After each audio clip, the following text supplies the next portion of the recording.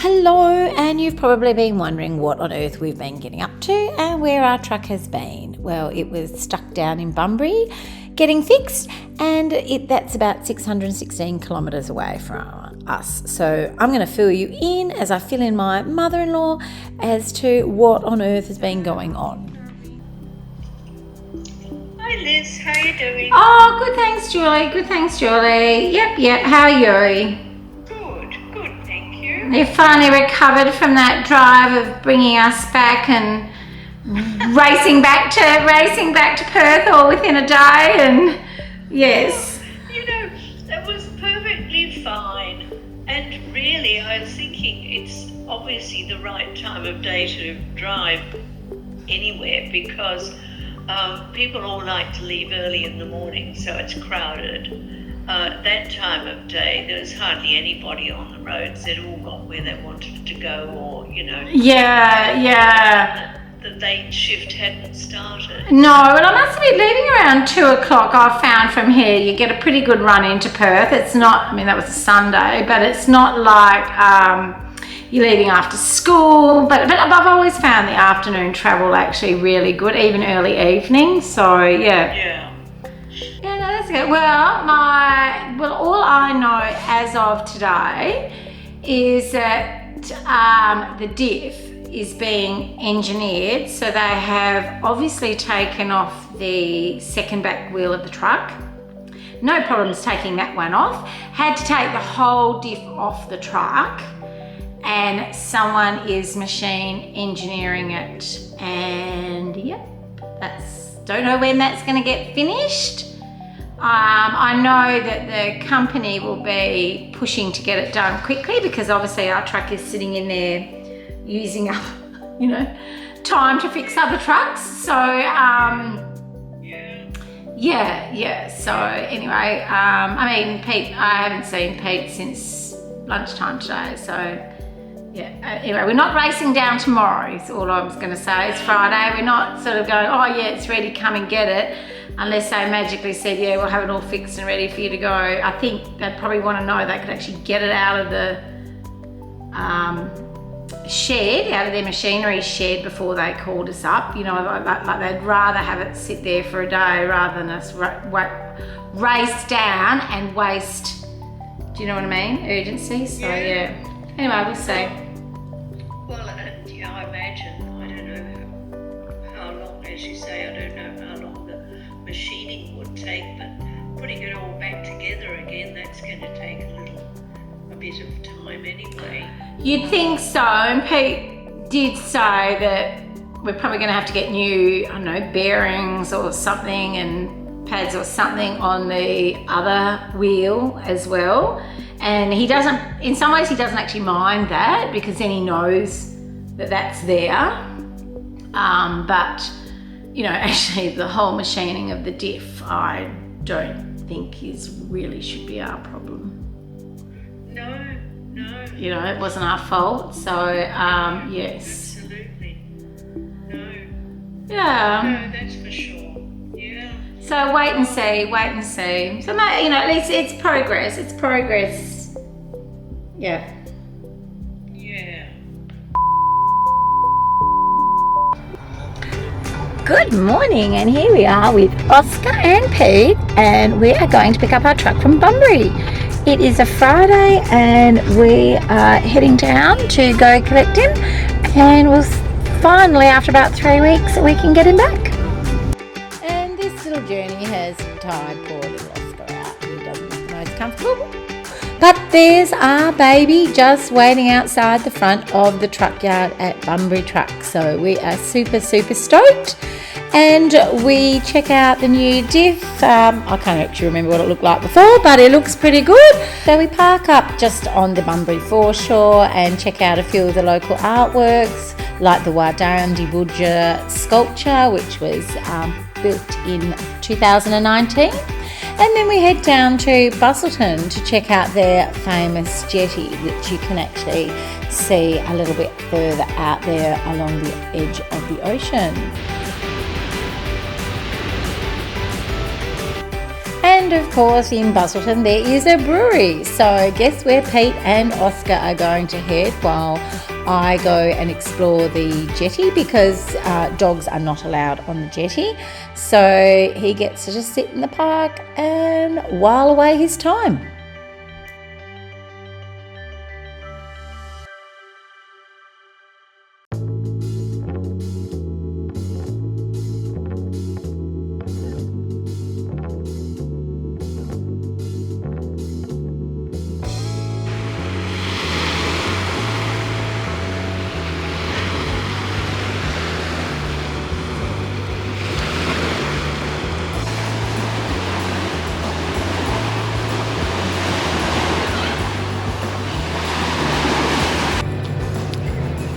Look at that beautiful water. Here we are on Busselton Jetty.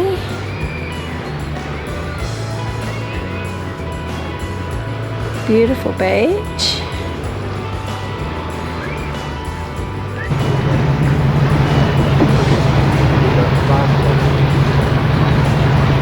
So it costs $4 to access the 1.8 kilometre long jetty.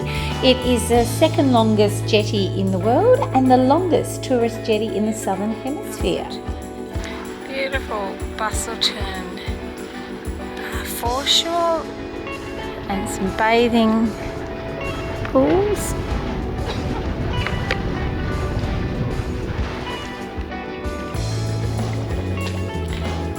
Here is obviously some of the older part of the jetty.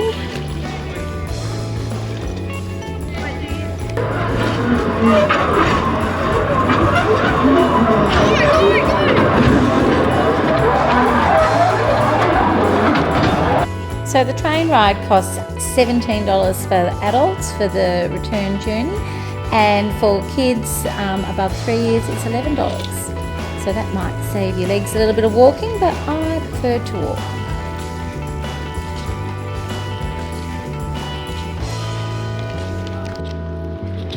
Just see the coastline over there behind me of Busselton. Beautiful crystal clear waters. Ali's Landing. A few fishermen.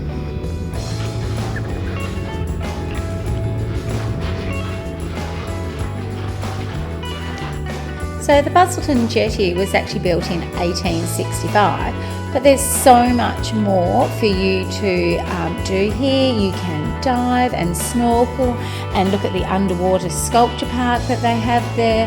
There's a marine discovery centre right on out at the end, and an interpretive centre. So well worth a day trip.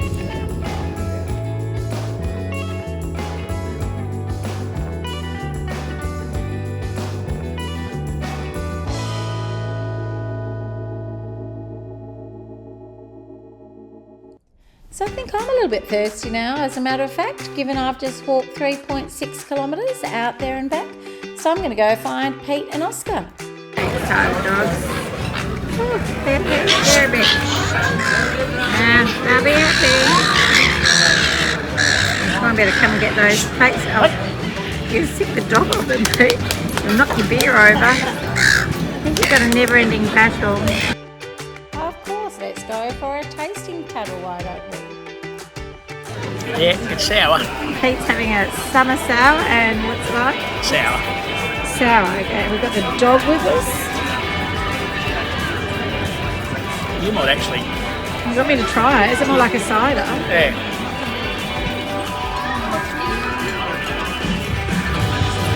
No, it's like a beer. That's revolting. So yay, we have our truck back and we decided to just go camp up at Preston Beach, which is just north of Bunbury there. The beach itself was really beautiful. It's situated in the Yalgarup National Park area. Campsite was a free one, which was a little more than a car park, and it was jam-packed.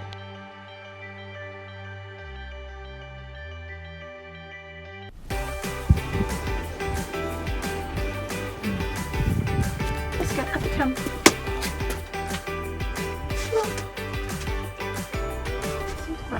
coughing around out there. It is, I think, calm.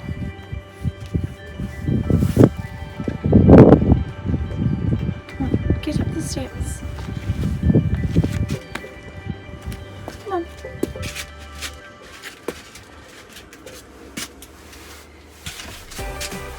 Come on, up you come.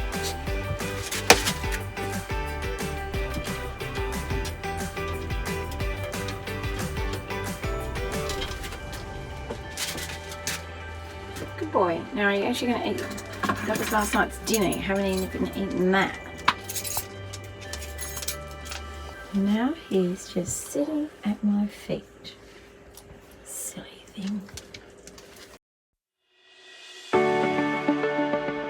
So Preston Beach is located right next door to Yalgarup National Park, which is characterised by 10 lakes that basically lie in between the sand dunes along the coast and then a little bit further inland. So you've got this depression of salt pans.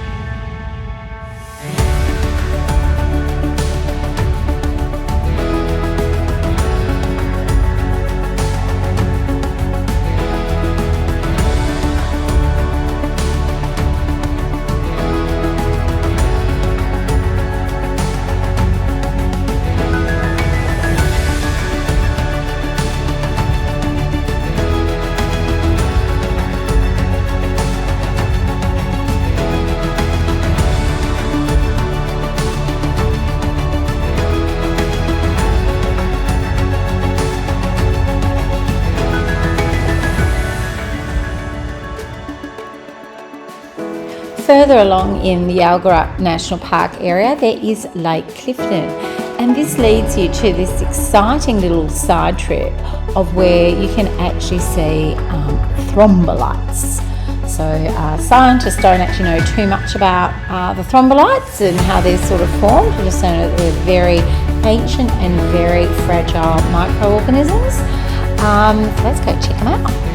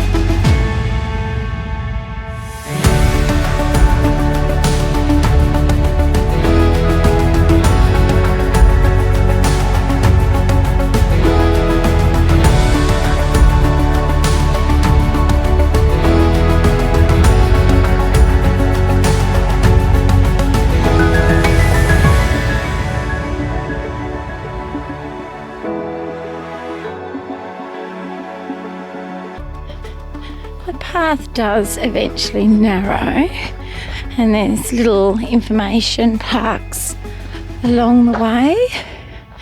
Christmas spiders. Interesting. Pictures are. The lake is just through those paper barks. You might be able to just glimpse it. You can hear some birds. It looks like there's a bit of a path going through there, but I don't want to just trek through the bush.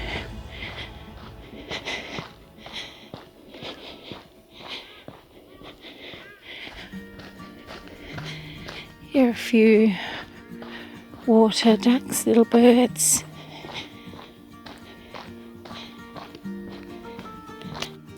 can just zoom in on that bird.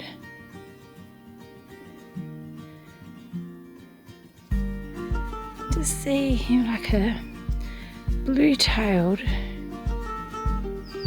wren.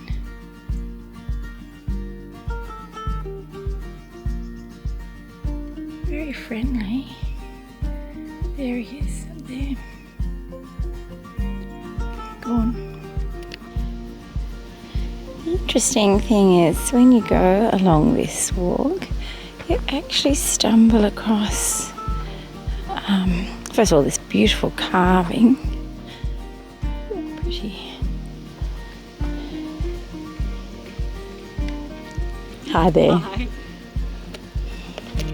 Meanwhile, I'm wondering why there are all these people coming around in this area.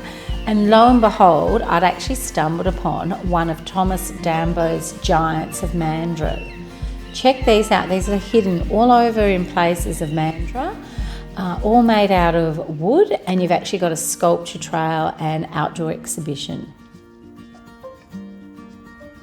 This one is actually called Jet's Height. And they all have individual names, and you get a map and go to discover them.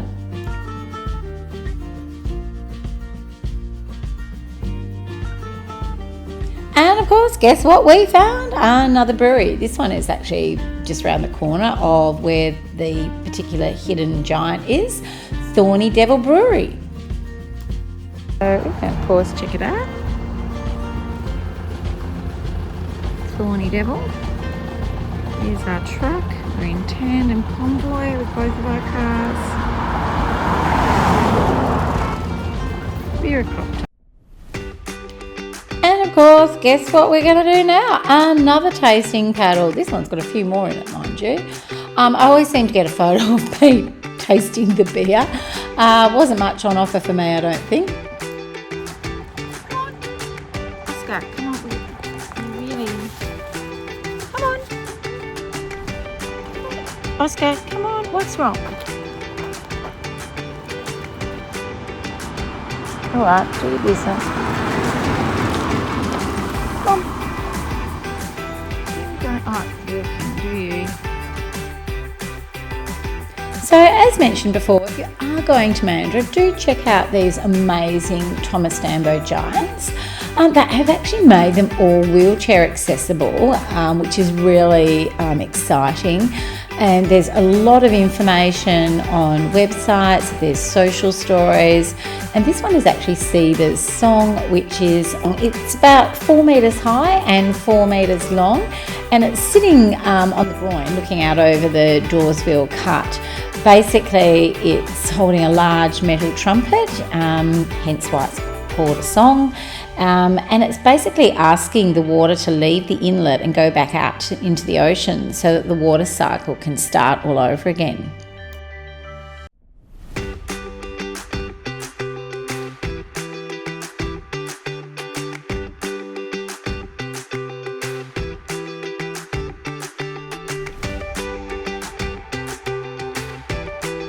From Mandurah, we just headed north. We just were on a mission to get home, so we bypassed Perth and drove up the coast road, past all the sand dunes.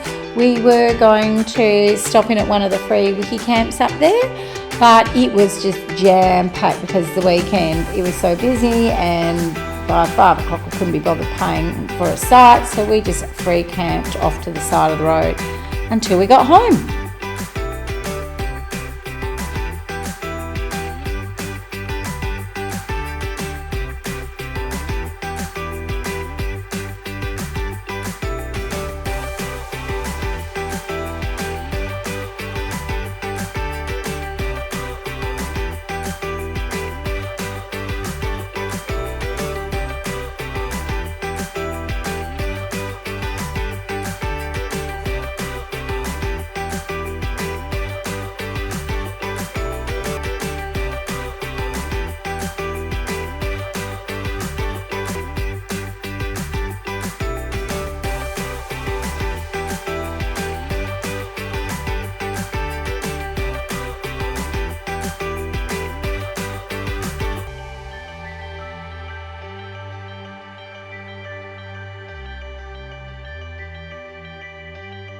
So thanks so much for watching our little video, and we look forward to seeing you next time, and don't forget to subscribe. Bye.